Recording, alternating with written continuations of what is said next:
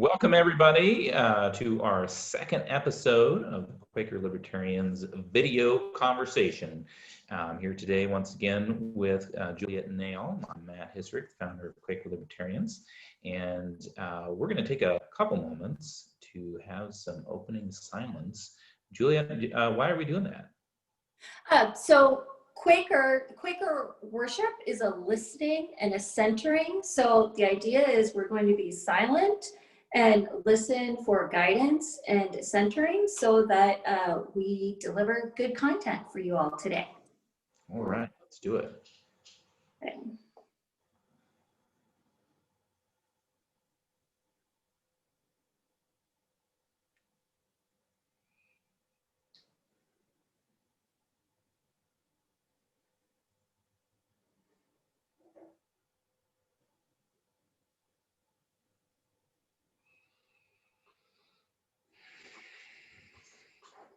All right, thank you.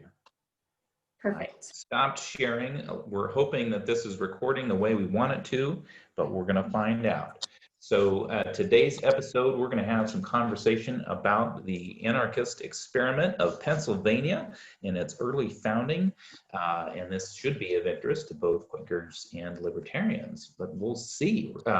I will begin by just saying all of this conversation, at least for me, and I think we've both had a chance to look over some of this material, is heavily influenced by the late great historian and economist Murray Rothbard, who wrote a very lengthy tome, Conceived in Liberty, and I would encourage you to check it out if you haven't.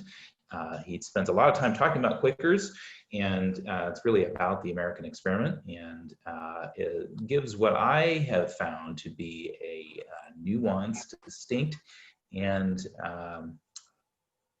without rose-colored glasses on view of the founding of the United States, and spends a good portion of time talking about early friends, and particularly the experience in Pennsylvania, but elsewhere as well.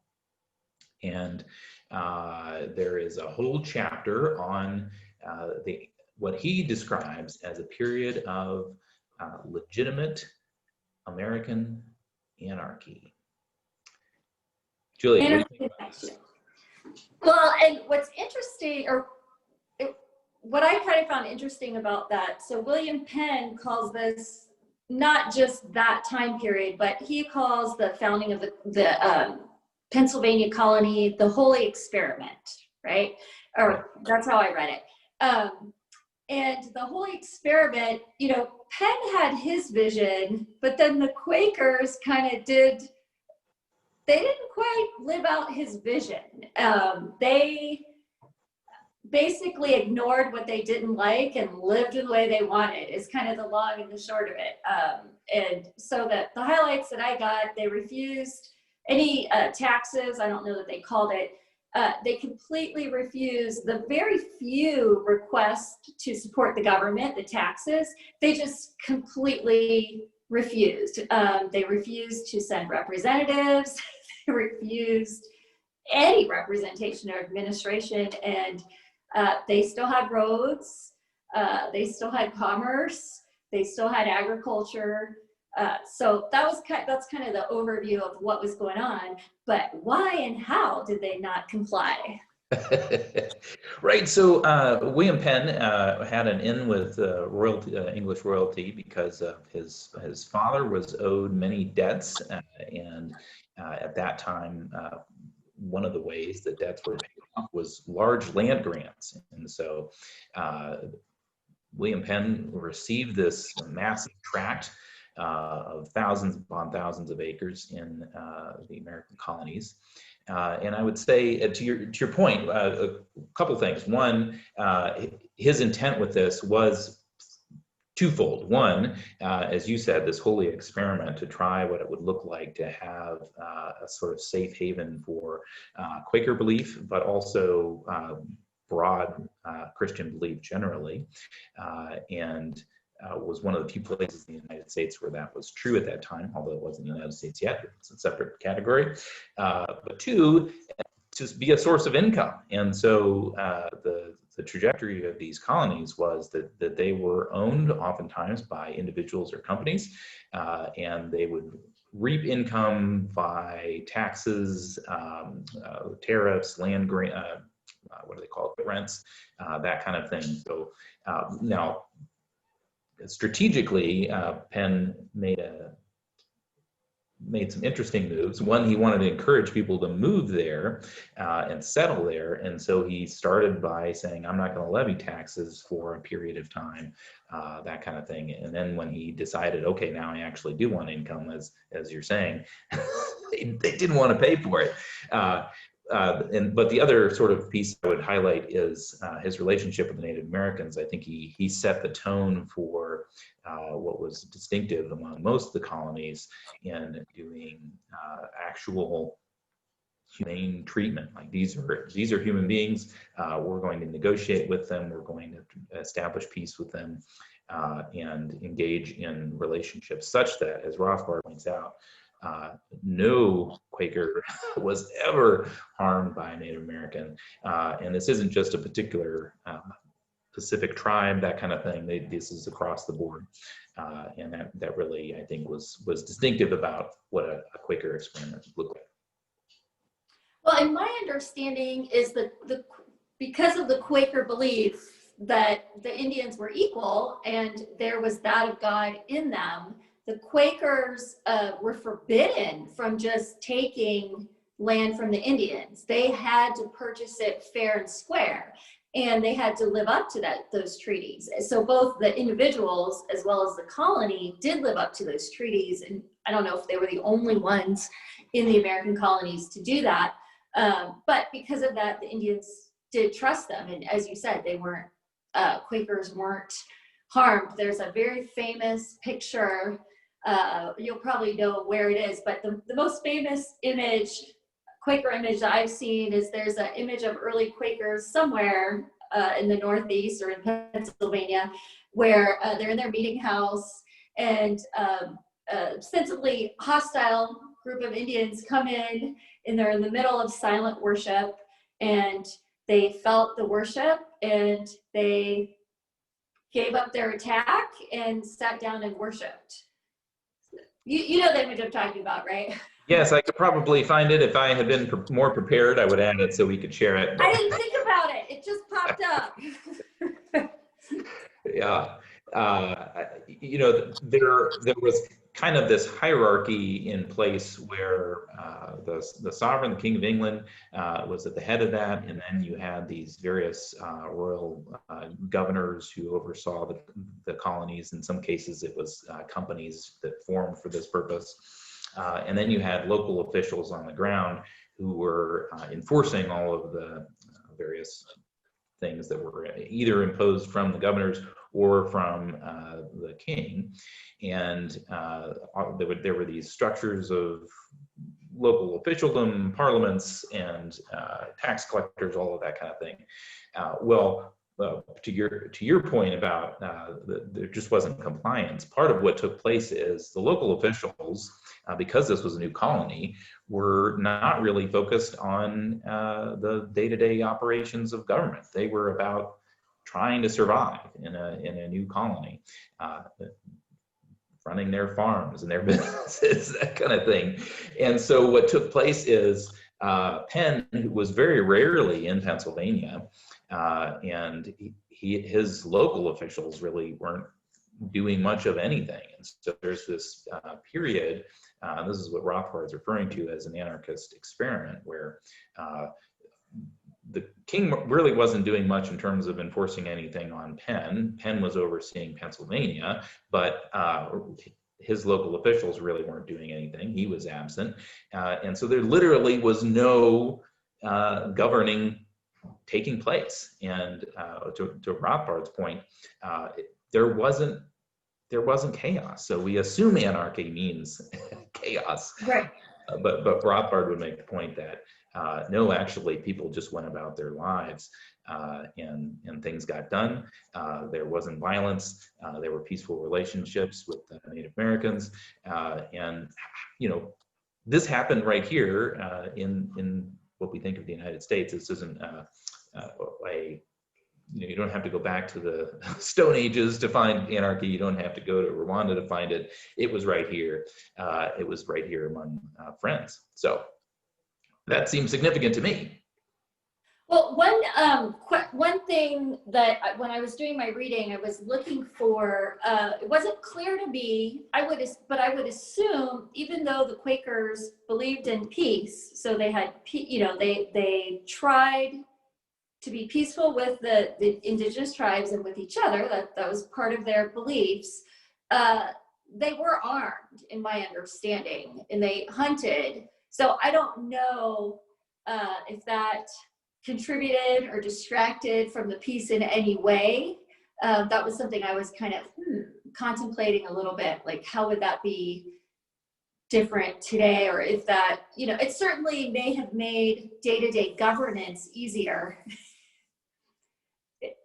if they were. And one thing I wanted to point out too, for any of you that are just stuck on the definition that anarchy is chaos, so technically it's without rulers, but if you think of it as self-governance, right, or voluntarism, the term, voluntary or self-governance.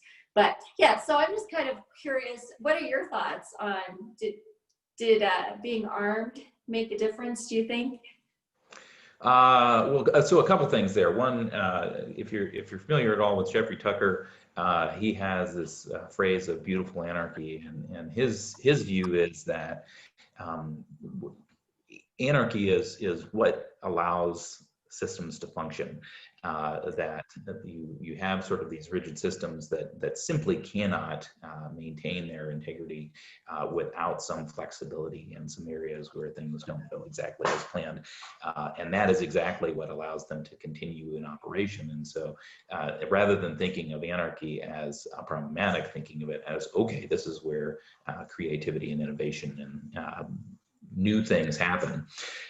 In terms of the arming, so I think this is a tension within the Pennsylvania experiment. To what extent and to what level is defense necessary, right? And so part of the way that the Pennsylvanians dealt with this was, as you were pointing out, in terms of these treaties that were negotiated with Native Americans. So rather than in many cases where the other colonies were engaged in lengthy battles with the Native Americans over small slights on both sides, and they would massacre one another, and that wasn't happening in Pennsylvania, right? So they eliminated the need for kind of massive military force because of that. However, they weren't able to completely escape the forces of global geopolitics, right?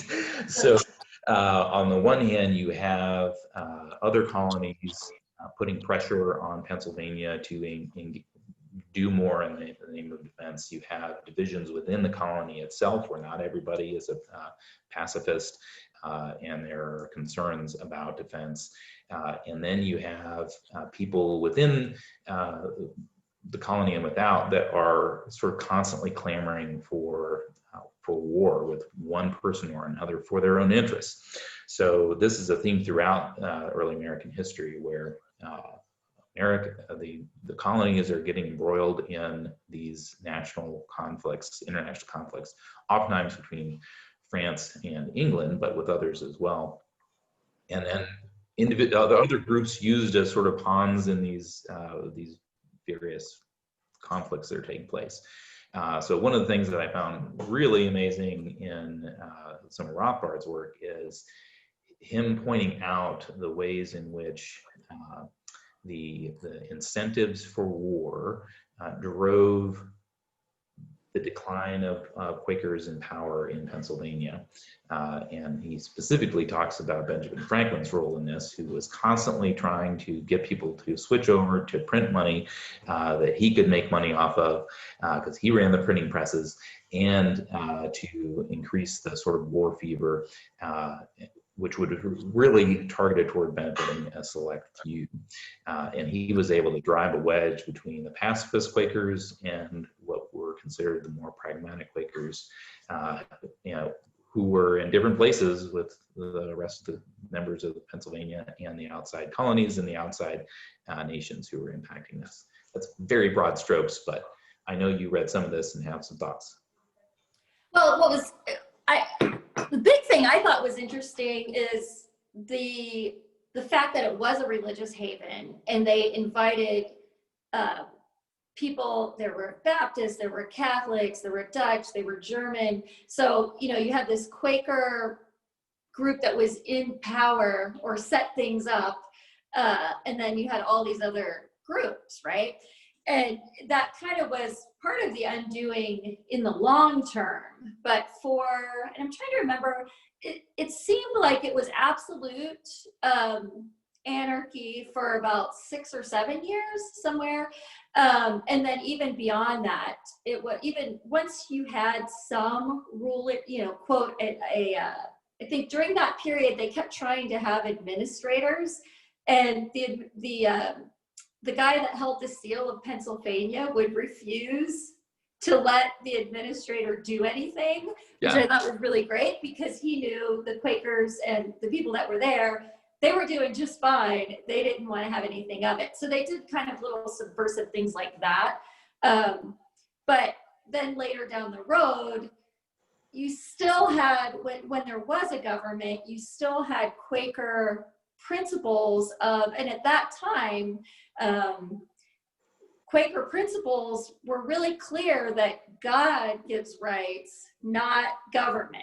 Mm-hmm. So there was kind of an anti-government control. There was a push against power, right? Or against human power, right? And remember, this is still the time of the monarchs, right? So, you know, we haven't had a huge amount of democratic rule. So these guys liked it. They didn't want to give that up. But the religious values the Quakers had really, and I would say they're still the religious values that Quakers have today, but we've forgotten that government doesn't have to implement those values, that all government, I mean, that the people, the Quakers, were the ones implementing the values, and they wanted government to not get in their way of implementing their values. So that was kind of the theme for the whole 70 years or so of the Holy Experiment, even when they had government, was this push away from centralized power and just let people do their own thing. Penn wasn't going to have that entirely, though. He needed some money to, you know, he didn't want to be totally broke, and this was his only way of making money, right? Yeah, I mean, it's not really a happy story for William Penn, and one wonders, could he have approached things slightly differently that would have both allowed for the experiment to continue and allow him to earn an income through some means. You think? He basically died penniless, and that's, on the one hand, it's sad that happened to him. On the other, he sort of did create this this new thing in the Americas. And I think if we think about sort of the current reality where there is all this concern about the media's role in terms of driving more hysteria, influencing public policy, the wheels that are turning behind the scenes, influencing where dollars are going and how, particularly the strength of those who make money off of having a significant military.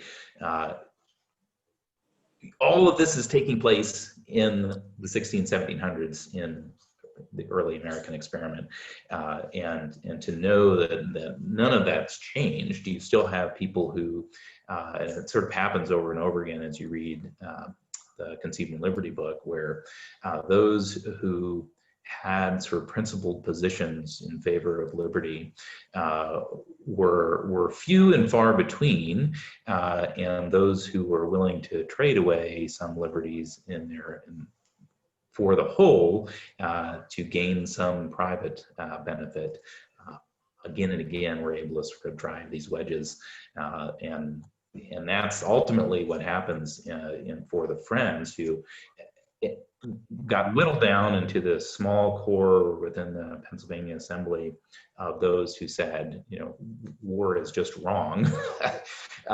And were, because of the sort of public campaign that Franklin and others waged, were increasingly seen as antiquated, and increasingly seen as ideologically acting against the interests of the state of Pennsylvania. What happens then, and this is played out in a lot of historical narratives of Pennsylvania, is that they were antiquated, they were utopian. That language gets thrown out a lot, where in fact we know what they were doing was working, but as the sort of public relations campaign brought Pennsylvania into preparing for war and participating in the French and Indian War, particularly, the Friends stepped back. Those who had an ideological commitment against war just withdrew. And so the Quakers, who were more the pragmatist group, they remained in power. And then, as you said, the religious diversity of Pennsylvania was significant and filled that gap. And it no longer had this sort of Quaker control, as we think of Quakers today, of being committed to pacifism in terms of the legislature. So it's interesting if we brought that into today. So it feels like in our lifetime, those forces are exactly the same. Mm-hmm. Only there's no center of Quaker or libertarian power, really, right? Or pacifist power, right? And right. One of the things that really struck me in, it might have been the Gwinnett Quaker account of the experiment, was the commitment to rule by the golden rule, right? Mm-hmm. And that's interesting because when you look at libertarian philosophy today, whether you've read Rothbard or Mises or Murphy or any of these guys or not, there's a commitment to the golden rule. We talked last week, you brought up the non-aggression principle, which really is the golden rule, right? So we're not going to initiate force. So I guess I'm interested in, if we're looking at that example, is it easier to look back and say, hey, what could they have done differently in the area of defense to perhaps have kept that? Or, historically or today, but historically it's easier because they controlled the colony. So we can look at that. I don't know. Yeah, it's a good question, and if there was sort of some compromise on pacifism that was more like a voluntary militia, which I don't know that libertarians would necessarily disagree with having. Basically, we're not going to aggress against you, but if you do against us, we will defend ourselves, that kind of thing. And as you said, most of the people at that time probably were armed for hunting, if nothing else. But was aggression on the level of organized warfare necessary at that time, which I think is part of the narrative that yes, it was. Defense and warfare were necessary pieces of the early American experiment. And I think what we witnessed in the anarchist period in Pennsylvania is that it really wasn't, if you approached your relations with other powers in a different way than was standard at the time. And what ultimately won out in Pennsylvania was operating like every other colony and every other nation state, where you negotiate with war as a threat that's always there in the background, which Penn and others had tried to take away from the equation, and had a period of significant peace as a result. Well, as you were mentioning that, when I believe it was Franklin that was the one who started the militias and kind of got that, converted the whole thing into basically what all the other colonies were doing. And in my understanding, he did start in the way that you suggested and that libertarians today would be okay with, which was that voluntary militia. So it sounded like he got the nose under the tent with a way that wouldn't violate pacifism or the non-aggression principle. But then somehow he was able to finagle enough of the other non-pacifists to believe that we had to have a regular, war machine for the time.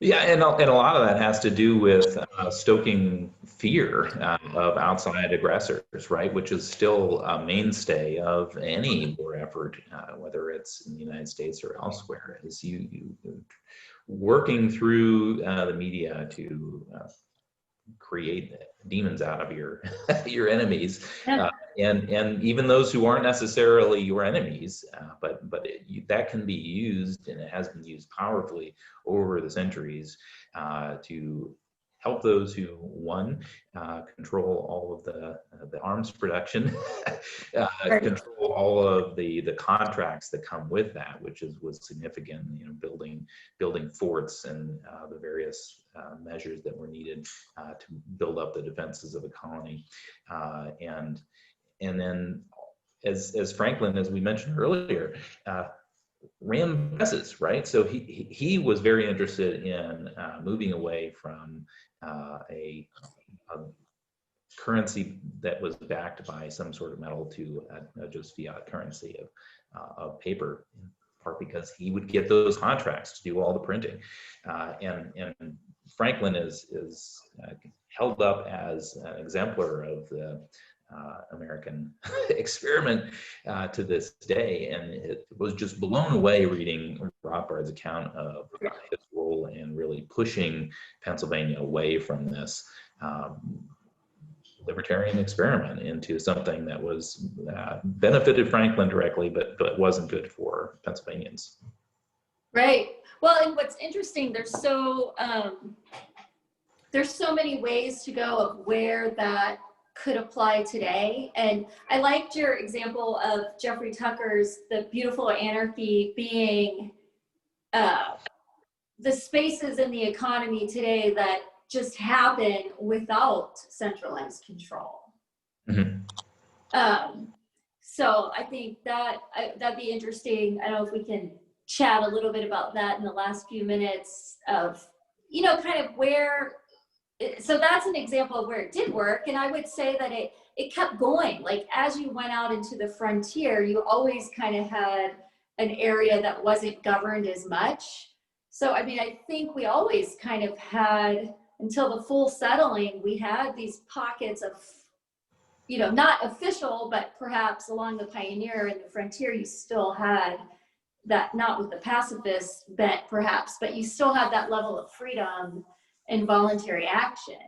But we forget about, even when you do have the centralized system, not everything we do is unfree.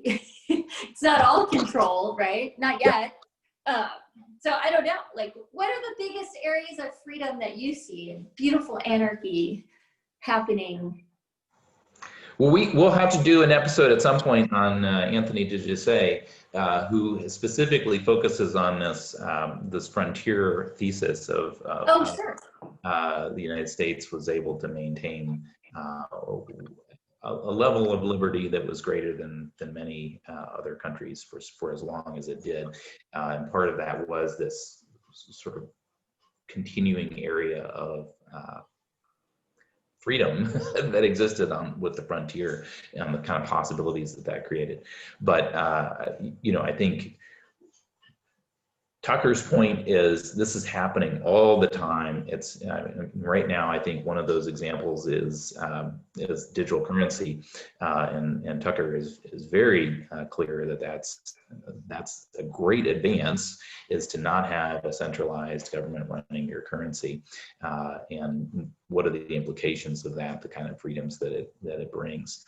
I think it's been speculated that the Federal Reserve is going to start developing its own digital currency as a competitor, but it's way behind the curve of what's been developed with Bitcoin and all the other various forms of that.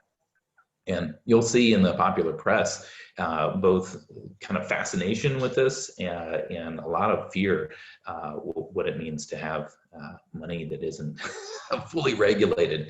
And there's so many of those kinds of spaces where regulation hasn't penetrated, and there are opportunities for things to emerge that aren't under the direct control of the state.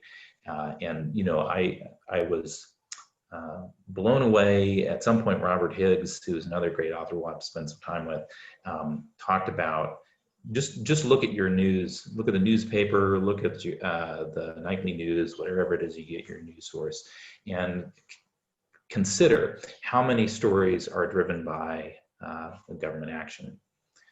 Political figure, what they're doing, some sort of action that an agency is taking, some sort of relation with another country at a political level, and how pervasive the actions of the state are. But there are still areas where humans act on their own voluntarily with one another without any state oversight, and that is beautiful. Well, and it's interesting because it's kind of a whack-a-mole, right? So, you know, if you think about the internet that started to flourish, I'm a little bit older than you. I moved back to California in '97, so right in the beginning of the dot-com era. And, you know, it was the Wild West. So you had innovation and flourishing. And then as time goes on, government tries to get its hands in. But there's always... so there's innovation, there's technology. You know, if you look at the food scene, you know, the little microbreweries and the flourishing of local and artisan food. Now, they end up having to deal with local government regulations, et cetera, but it's really more of an impediment and something you have to deal with than it is. It's not government that's generating that. Yeah. It's people that are like, hey, you know, we're kind of tired of this monopoly over here at Big Ag or whatever it is. So, I mean, I think that's going to be a fun area to explore different, you know, all kinds of solutions. One of the ones that I always loved was Yes Magazine. Always has great transition and community examples of voluntary solutions. I'm sure they wouldn't think of themselves as a libertarian magazine, but really, they really do present a lot of exampms. Mm-hmm. So, yeah, wow. We've got plenty more to talk about. Yeah, well, and we'll have to do it later, but I even have recently heard of a great example of voluntary reparations. Okay. Yeah, and that would be a good topic for another episode. So we have many more episodes to come, in other words. There we go. Okay, well, it was great talking with you again, and we can look forward to future episodes and appreciate everybody who took the time to watch. And if you have questions or want us to cover other topics, let us know and we will continue the conversation. Thanks, everyone. Take care.